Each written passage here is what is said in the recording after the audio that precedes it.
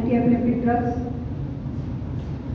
When we diagnose vitamin D, so what we say, if it is less than 20 nanograms per ml in the values, we call it as deficiency, and 21 to 29 is insufficiency, greater than 30 is sufficient.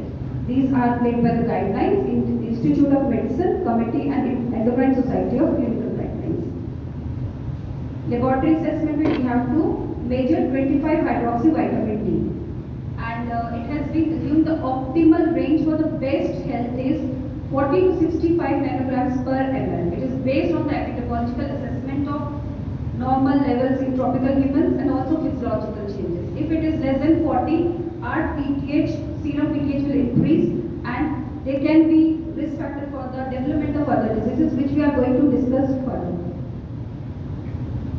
So we say sufficiency is above 30, but the best levels are 40 to 65 or 75 nanograms per ml, because at that ensures the skeletal and extraskeletal benefits.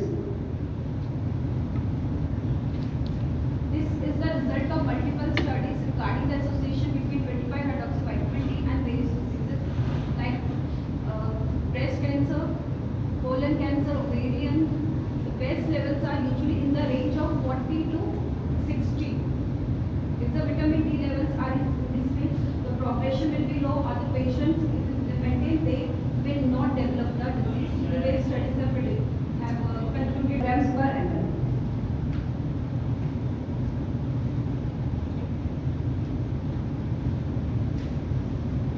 Usually vitamin D deficiency is asymptomatic. Vague symptoms are there like chronic fatigue, chronic low back ache, vague aches and pains, or recurrent ARI, acute respiratory infections, or they can be low mood also. What will be the laboratory and radiographical changes if there is vitamin D deficiency? There is low 24-hour urinary calcium excretion, elevated parathyroid hormone, which is found at serum vitamin D levels less than 40. Elevated total or bone alkaline phosphatase levels, low serum calcium and serum phosphorus levels. And radiographically, they are prone for the non-traumatic fractures. For regenerative fracture, they can have decreased bone mineral density and they may develop skeletal pseudo fractures. There are various methods of vitamin D levels assessment, and the most common gold standard is liquid chromatography, mass spectrometry, or tandem mass spectrometry.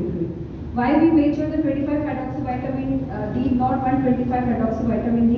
Because it has a long half-life of 3 weeks, stronger affinity to vitamin D binding proteins, there is high blood concentration than other metabolites, and it is the convergence of all the forms of vitamin D.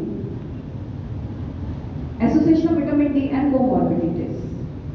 Prevalence of vitamin D deficiency in diabetes and hypertension. Clinical studies have evaluated that hypertensive patients and diabetic patients, they are more prone for vitamin D deficiency.